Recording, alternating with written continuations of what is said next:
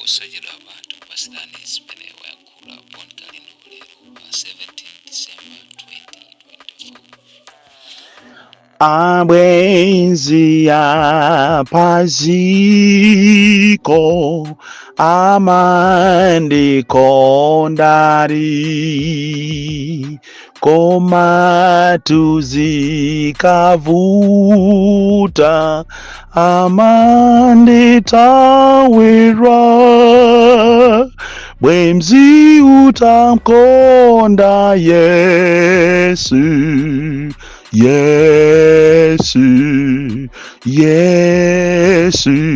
bwenzi utamkonda Yesu akondako Satana. Alani ngumuya tu amene ndi Alani ngumuya munyengo imene ya Commission of Inquiry imene idapha Vice President Dr. Saulos Chilima komanso anthu 8 kuchikangawa akunena kuti bwenzi lanu likhale Yesu, bwenzi lanu likhale Mayi Maria, bwenzi lanu likhale Allah, bwenzi lanu likhale Mulungu, osadalira wandale abale anga, andale si abale anu, zinthu zikavuta amathawa. Ameneyo ndi Alani ngumuya kutilankhula mawa uno kuchokera ku America. Ndafuna ndikusimikizireni kunena kuti pa dziko lapansi anthu amakukonda ukakhala moyo, amakusekerera ndikumakuuza ngati amakukonda, koma ayi anthu ali adani makamaka andale amakufuna nthawi imene akufuna voti, koma voti iyo ikakhala kuti si period yache andale samakufuna. Motero kuti Amalawi nthawi ino ndiye mufunidwa, mupasidwa ndalama, muonesedwa zabwino, muona azigona pakana kumaliro, pakana kumakatunga mazi, kumaphika nawo ku kitchen, pakana kumagwada, kumadya nawo chipisi, kumadya matemba osaphika, ndicho linga kuti muavotere. Ndiye bwenzi leni ndilija limatchedwa kuti Yesu, Muhammadi, Allah, Mulungu, Mayi Maria. Amenewo ndi abwenzi eni amene samakuthawa nthawi ya mavuto amakhala nawe, nthawi ya mtendere amakhala nawe. Akanakhala kuti abwenzi andale amamukonda munthu, sakanapita enawo kuchikangawa dzulo lija malo mokuti akaone malo amene anafera nzawo, amene anali ozichepesa, amene amagwira naye ntchito, malo mokuti akaone malo amene aja anzanuwo anapita kukaona mtengo wa kamuzu wa 1960. Kamuzu anazala mtengo kuchikangawa ku 1960, ndiye anzanuwo ndi akazawo ananyamuka dzulo malo mokuti akaone pamene panafera nzawo, anakaona mtengo wa paini. Dziko lapasi ndilopsa, ndipo ine ndazizidwa ndikumadabwa kuti kodi munthu uyuyu ali ndi ma advisors, chifukwa dzulo lija inali siku lochita score ma marks kuti mwina zina ndi zina zimene amanena anthu zimene zijazo ziyiwalike. Dzulo lija inali siku limene President Chakwera akanakaona kodi Commission of Inquiry ija ikunena kuti mulonda akuti sana amve china chilichonse kuti apa panagwera ndege chifukwa cha generator. Ndizoonadi kuti ndege ndi generator chaphokose kwambiri ndi generator. Iyi ni nthawi yonena kuti akaone kunena kuti kodi distance ija ikunenedwa ya 4.5 meters imene inangokanda kantengo, mwinaso wina kungokandapo. Ndizoonadi kuti anzathu aja anafera pa 4.5 meters. Iyi ni nthawi yonena kuti akanakaona kuti kodi zija amanena ame komanda kumanena kuti ndege yagwera kumalo kuti ife sitingakafikeko. Ndizoona kodi kucho kuchokera museu ngati anthu okwera mu basi amatha kuiona ankatha nthawi imeneja kumaona kuti ndege ijatu ndiyo. Kodi malo amenewowo analidi malo kuti anthu sangakafike dziko la Malawi. Ndiye dzulo lijatu majaji opuma akuluakulu atangolankhula ndiye kunali emergency meeting itu. Meeting ikatha meeting ikukalowa, akakalowa inayo ikatha akukalowa so ina. Motero kuti inu majaji akale mwatulusa anthu thukuta. Dzulo sizinali bwino, kunali ma emergency meeting anthu kodi tiwamanena kunena kuti pa dziko lapansi palibepo chinsinsi. Nkhani itu pang'ono ndi pang'ono Amalawi musadandaule, muzadziwa chilungamo ndipo tizachidziwa pakana paphata, chifukwa pamene papita moyo wa munthu sipamasewera. Olo m'Baibulo Davidi anamupha Uriya, iye nkumaona ngati anachenjera, koma Mulungu anamuchita expose. Vengeance is for God, vengeance is not for us. Ndi nthawi imene dziko tinayenera tibwere pamozi, tipempherere, tigwire makorona. Makandulo aja amatuluka aja, nthawi yake yotuluka makandulo sopano ndi inoyo, pamene ripoti ilili latuluka, ripoti ilongofuna kumuchita kava munthu.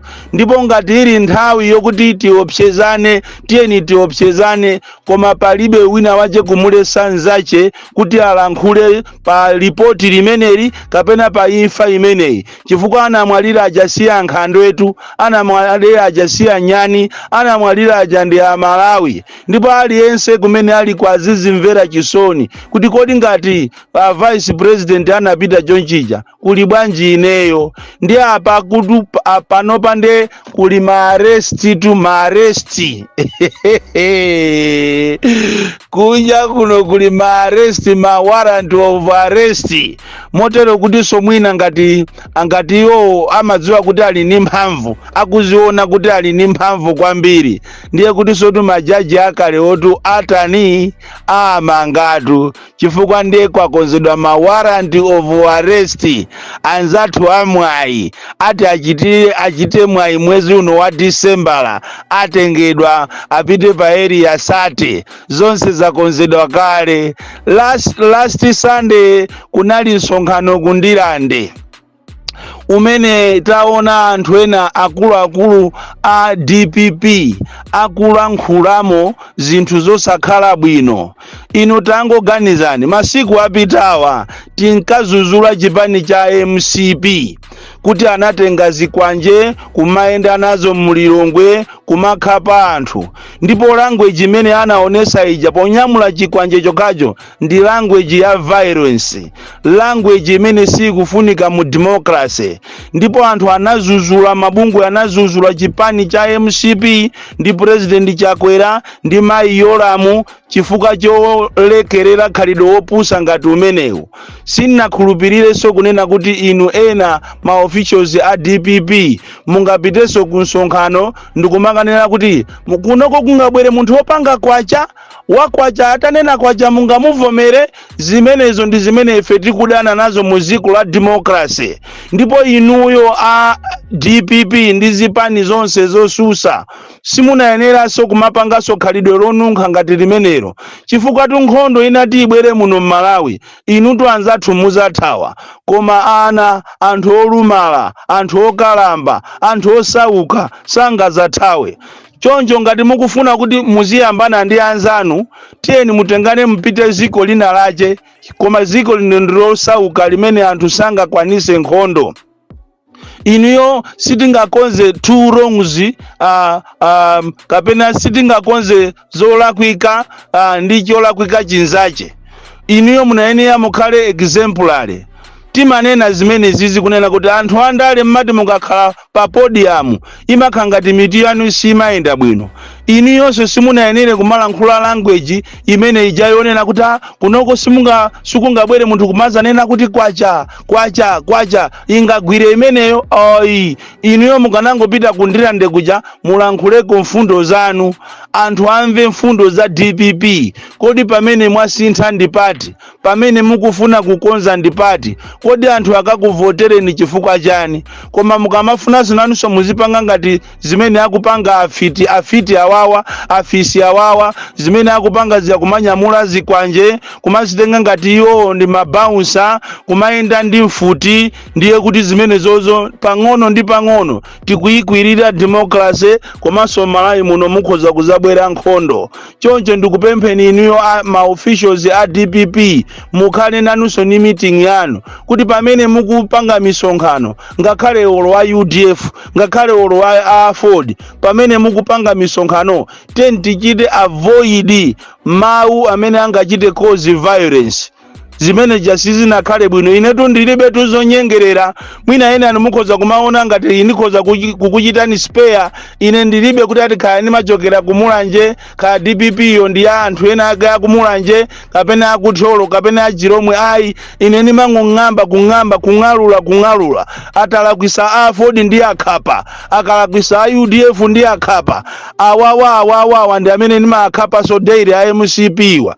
Choncho tiyeni atichite avoid ma languages amene angamuchite provoke munthu wina ndi kuyambisa ma violence, especially now pamene tikupita ku chisankho cha fake ichichi, chifukwa ichi ndi chisankho cha fake cha Anabel Ntalimanya ndi azibale ake a MCP akufuna awine kuwakakamiza anthu asakufunidwa. Munthu sunga mukakamize munthu kuti akukwatire asakukufuna, sunga mukakamize munthu kuti alowe ntchito asakukufuna. Lero ndi zitu MCP kukakamira kuti anthu avotere, ati kupanga ma tactics obera. So pamene tikupita ku chisankho ichi tikuyenera tisamale kwambiri. Malawi munomo muli mavuto osiyana. Instead of you andale kuti mupange njira zochita address mavuto amenewa, tikuona ngati nthawi tilibe yokuti tizikamvera ma languages opusa, ma languages amene angayambise nkhondo kuno ku Malawi, ma languages amene Malawi sanga akonde konse. Tiyeni tipite tikapange kampeni yathu, ndipo muno Malawi palibe kuti ati uku ndi kwa MCP, uku ndi kwa AFOD, uku ndi kwa DPP. Malawi ndi wawina aliyense. Choncho zimene timazuzula anzathu ifeso tikuyenera we must walk the talk. Tikamazuzula anzathu monga amene anapangira wa satanic a MCP wa kunyamula zikwanje kumakhapa anthu, zimene ziyazo is not allowed in a democratic country like Malawi. So iniyonso a DPP samalirani pamene mukupanga misonkhano yanu, musanene poza anzanu, munene mfundo zanu monga amene amanenera Professor Arthur Peter Mutharika uja, monga amene amapangira Atupere uja, monga amene amapangira Enoch Chihana uja. Kungofikapo mmene muja ndikungolankhulapo monga amene akupangira David Mbewe uja, kulankhula mfundo zimene zingapange transform Malawi. Izi za nkhondo zisizititengera kwina kulikonse. Ndikuta kuona munthu wina ochedwa St. Louis amene wangolowa kumene muchipani cha DPP kusonkhano wa kundirande akulandira ka warrant of arrest. Kutereko zonse zakonzeka kale, zofuna kuti amutshole nawo unyolo, ati chifukwa cholankhula mawu osakhala bwino.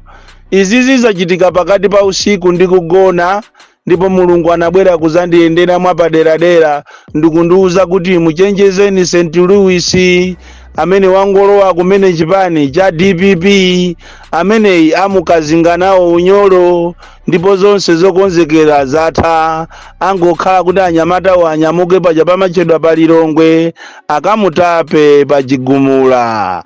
The DC mwana woopsa kwambiri. Akulu awere sinazione anachezera kuona zoona. Chilima kulimbikira kose kuja Chilima kulawira koseku chakukapanga kampeni Chilima, mwana osatopa Chilima, mwana ozichepesa Chilima, kulolera kutaya vice president wako ndikutenga so vice president. Koma zona ziko la pansi lilibe chilungamo, muluse tu muntendere.